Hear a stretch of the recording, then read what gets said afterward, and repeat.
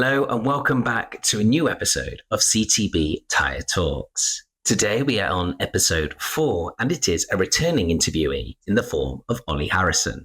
Now Olly is a farmer and an Alliance brand ambassador, and we last spoke to him at the end of our trip to India, where we spoke all about his experience visiting the manufacturer's production facilities and also meeting local farmers.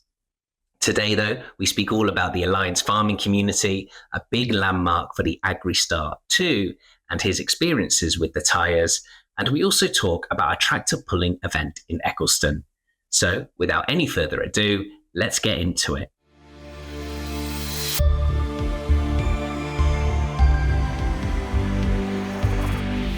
Hello and welcome back to another episode of CTB Tyre Talks with Olly Harrison. Olly is joining us for the second time here. Last time I saw you, Olly, was back in India a few months ago. How have you been? I'm sure you're keeping very busy at this time of year. Yeah, no, harvest started yesterday. Earliest ever because of the drought in part of the country, yeah. So, yeah, things are ramping up now. Things are ramping up.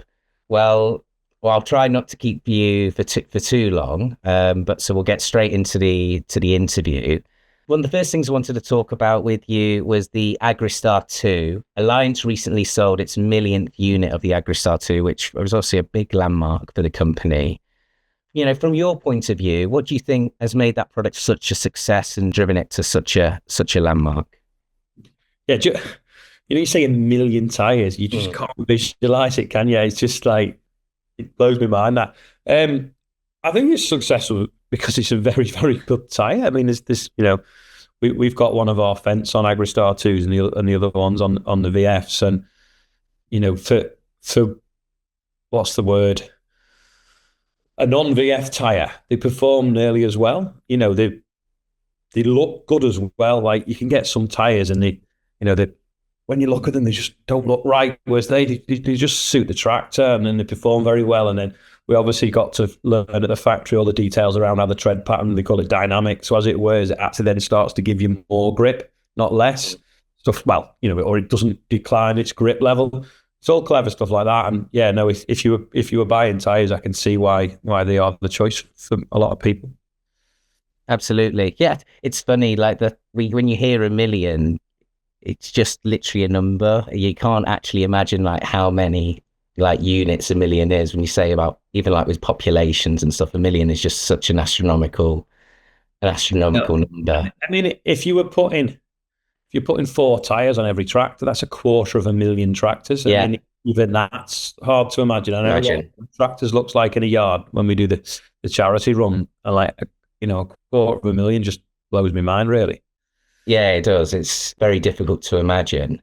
From your point of view, can you share any like standout moments in your personal experience using the Agri Star 2, and also maybe how it's benefited your farming? I mean, one of the things I have noticed is we do quite a bit of road work and they're not noisy on the road. You can get some tyres that are noisy on the road.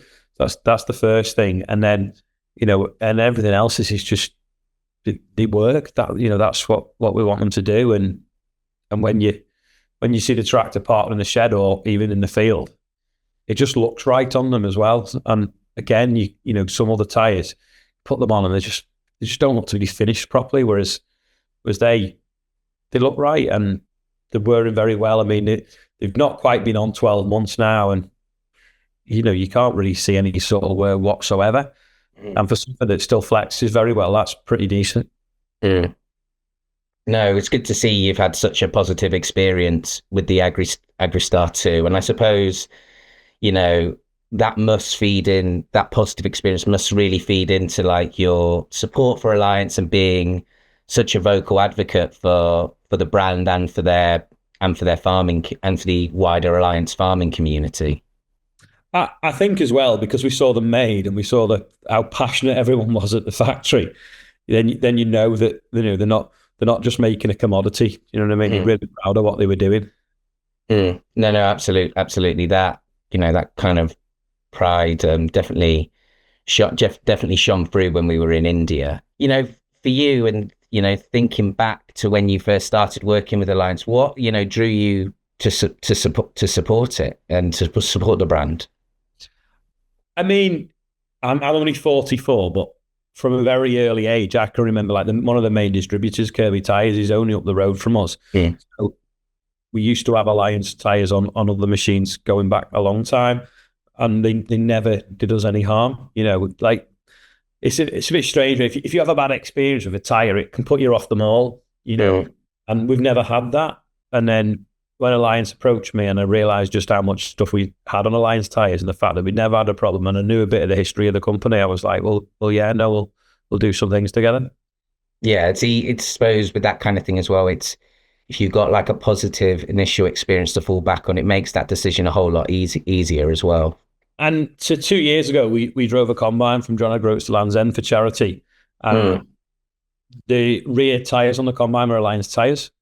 Well, a combine isn't really designed to do 940 miles of road work in one go with no header on, because you put in a lot of weight on the rear of the vehicle. So we were obviously watching the tracks on the front that we weren't going to melt them, but equally it was a concern that we weren't overloading the rear tyres doing excessive road work, and absolutely faultless. And at the time we rung up Kirby Tyres and said, what's the recommended tyre pressure?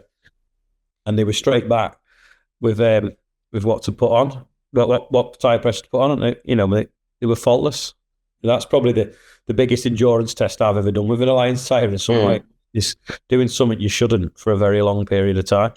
But it also underlines the performance of those tyres, putting them through those kind of challenges that they don't necessarily expect them to go through, right? Yeah, that's it. Yeah.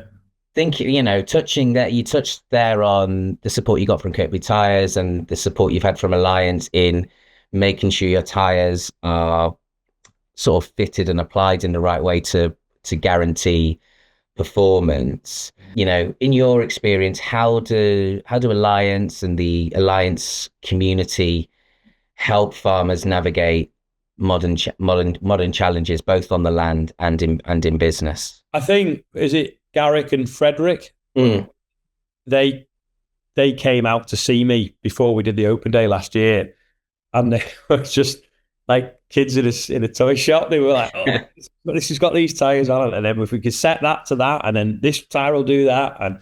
And then when people turned up for the open day, I know the lady from the local airport, because they've been struggling with tires for cutting the grass because it was so wet, and just the fountain of knowledge of what could be fitted to each machine or each mower.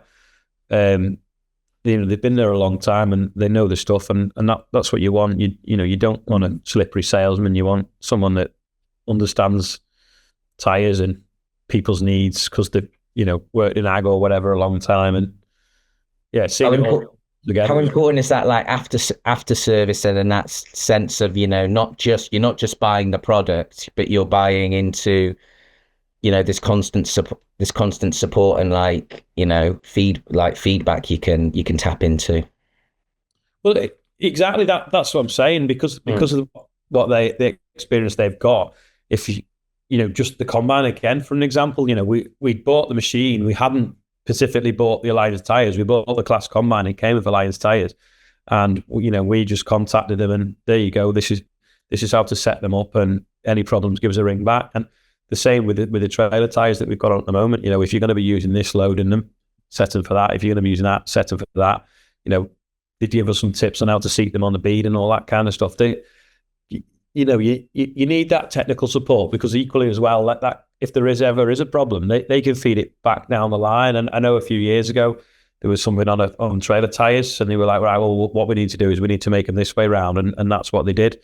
So you needed the communication coming back and up and down, don't you? Really, because that's what happens. No, exactly. And thinking about all of that, what would you say to a farmer who's unsure about opting for Alliance and their products?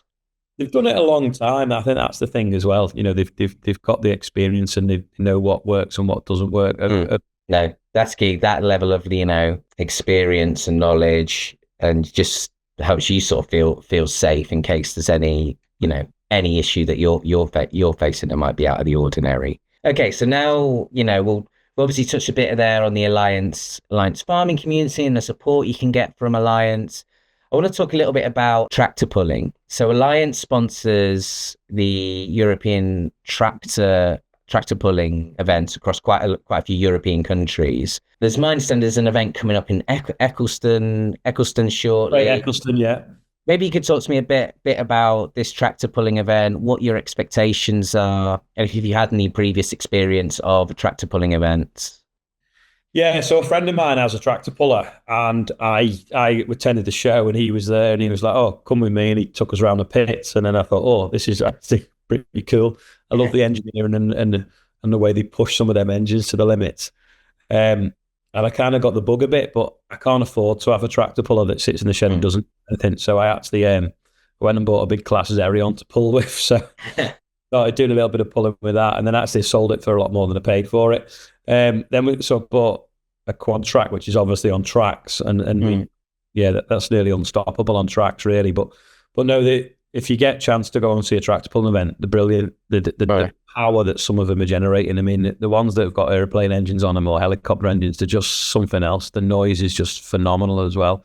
When you've got 4 helicopter jet engines strapped to something, or a couple of Shackleton bomber engines, they're unbelievably powerful, the machines. I think it's the world's most powerful motorsport, isn't it? Yeah, I've seen some of the videos, and if you're not familiar with it, you should take a look at some of the videos, and it's really impressive, the sort of the power of the machinery. Yeah, talk to me a little bit about its popularity as a motorsport. I think it's popular because farmers don't get out a lot. Yeah, it's an excuse for them to get off farm and meet with each other, and I think that's quite important. We all love tractors. Otherwise, we probably wouldn't be farming, or we'd just have sheep. So it's great for them all to get together.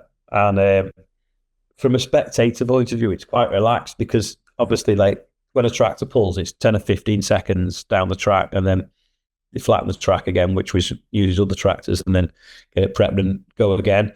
So you can enjoy yourself with your mates and have a chat, and then you've only got to stop your conversation for 20 seconds, see it pull, and then back to it. Whereas if you go and watch other sorts of sport, you can sometimes we stood around for hours for something to happen, or you've got to be watching the game or the match. Otherwise, you can miss it. Yeah.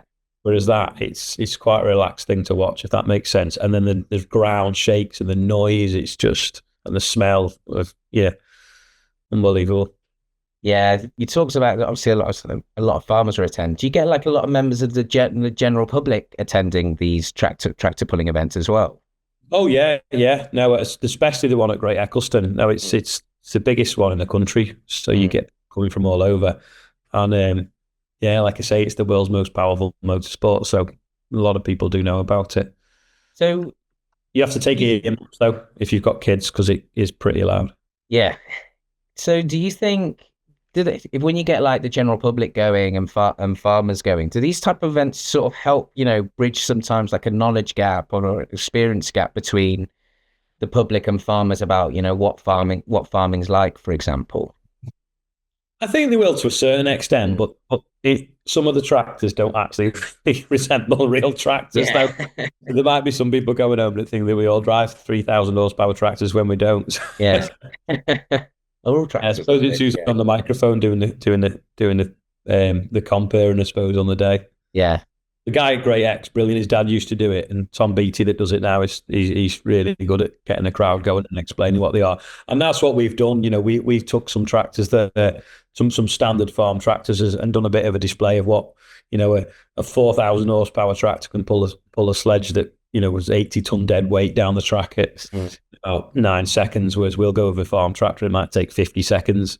But we'll use grip to get it down the track. They use friction, so they spin the wheels that fast. Right, okay. That makes them move. Yeah. Last year we took the tractor on VF tyres, and we went down with them quite hard, and then we let them down to simulate, giving it more grip. But because it's so accurate tractor pulling, when we let the tyres down, we didn't increase the drawbar height, so we effectively made the weight heavier. So even though we'd got ourselves more traction, we'd made it so much harder to pull that we didn't actually go any further when we let them. Yeah. We maybe need to do it again this year, but in a controlled environment with the height being the same each time. Sure. Are all the tractors on, for example, exactly the same tyres, or is it like or is there like, is it sort of like free to sort of choose, for example? I think it depends what class you're in, really, and Right. some will have a preferred tire and some won't. They are very, very special tires. They're not. I mean, the ones that are on standard tractors obviously are similar, and there's a few classes that use basically cut down tractor tires, so they'll the treads off, so they've only got a little bit, and then they drive off friction. But some of them will have like a special pull-in tire. Mm. Okay, and I imagine each class, does it have a slightly different sled? Does it have a slightly different sled you pull in terms of weight, or will it be the same across classes? Yeah, so the each class, the guys on the sledge know what sort of weight to make it competitive, shall we say. The more powerful the tractor, the more weight they'll add. And then if you get it to say there's 15 tractors and they all pull, and then 5 of them get a full pull, then they'll have what they call a pull off. So then they'll add more weight to the sledge to then see who gets the furthest then, until they can't pull it any further, really. Awesome. Yeah, so that event in Eccleston, what are the dates for the event in Eccleston? Well, there's 2 actually. There's the Eccleston show that has the pulling out, and then there's another one on the bank holiday weekend in August as well. So there's one in about 3 weeks. 12th and 13th of July is one event, and then the other one is the August bank holiday, and I'm not just sure when that is. Once the tractor pulling season and harvesting is sort of behind us in summer, we'll be looking forward to Agritechnica in November. For you, how do events like Agritechnica and other like farming shows influence your decisions that you take on your farm, or even in the content that you produce as well? I've been Agritechnica, I don't know, probably 6 or 7 times over the last 20 odd years, and it's great to see new machines, and they get bigger and bigger every year. But I'll be honest, at the moment, agriculture's not in the best of places, especially in the UK. So it'll be hard this year to get excited about the new big machines. It'll probably be more like, well, what's out there that can make us more efficient? What's out there to make the machinery last longer, and that kind of thing, really. And then, of course, if you keeping machines longer, then you're obviously going to be looking at buying tyres. So I expect Alliance really to be selling more tyres over the next few years, because people won't be replacing machinery. I suppose the new machinery comes with tyres on it, so they might find that they sell more to the farmer rather than to the manufacturer, if that makes sense. Yeah, there'll be probably more focusing on the replacement sales than the OE in that regard. Yeah, but over the years, I've got to know a lot of people from all over Europe, so it's nice to have a catch up and see what the state of agriculture is in their sort of communities, if you will, in their countries. Yeah, definitely. I suppose for me, one of the interesting things about our India trip was you talking to the other farmers and just talking about their different experiences and their different challenges they faced in their countries. I thought that, me personally, I found that quite interesting. So I suppose you'll have a similar experience in Agritechnica, in that regard. So yeah, I mean, you've touched there that you'd be looking to see products regarding tires at the show. Is there any other sort of equipment or machinery or implement companies that you might be interested in taking a look at during the show as well? Not this year. We're expecting harvest to be pretty poor, so I don't want to go and get excited about a piece of machinery that I can't afford. Sure. Yeah. Is there anything else you'd like to say about Agritechnica as well? Just if you go in, allow yourself at least 3 or 4 days, because it's so big to get around. It is. I don't know if you spent 60 seconds on every stand, would you even be able to do it in a week? I don't know. It's so many exhibitors. It's very, very difficult to see it all. When you go to these shows, do you try and visit like as many people as you can, or you just go and visit the people that you work with? How do you approach these shows? I try not to get stuck talking to people that I see all the time, because I think I've traveled this far and I know it's only on for so many days. The last thing I want to do is talk to someone that I've already know well, or a manufacturer, if that makes sense. So I always try and have a route round, see if anything catches my eye, see if there's anything new, get some ideas of whether we're doing stuff right or wrong, or see what manufacturers are coming up with new ideas. I suppose that's what it's all about, isn't it? Yeah. your big manufacturers do some product launches there. I believe Fendt are doing something. I think I might actually be going to a preview event of them in August as well. So that'll be exciting. And then it'll obviously be showcased in November. Absolutely. Is there anything else you'd like to say to Ollie regarding Alliance particularly and the support you've had over the last few years? Just faultless so far. So yeah, it's just not really a lot to add. And we obviously visited the factory. I really enjoyed that, and to see that how modern the factory was. Because when you think of India, you think, do they know what they're doing? But when you get there, you're like, oh my God, they are on it. Have you had any further sort of reflections from that India trip after? Because we obviously, when we talked originally, we were still probably absorbing a bit what we had seen at the factory and the farm day. I was just wondering if you had any further reflections on the trip. Just unforgettable, really. It was an experience to absorb ourselves in the culture and the tuk-tuks and things like that. And then I can't look at a bobble on a tyre without knowing why it's there. And the little bit round the middle, Yeah. No, it's nice to know what's inside them. I said last time, they're not just black circles. It's it's a lot of technology, and it is certainly eye-opening. We get to see not just the technology, but all the materials that go into it as well. Yeah, I think until you've seen them made, you don't really appreciate, do you, what it is and why Frederick and and Garrett get so excited. Exactly. Awesome, Ollie. Well, thanks for your time again. I'm sure the next time I see you will probably be at Agritechnica or maybe another event. Yeah, we'll be in touch.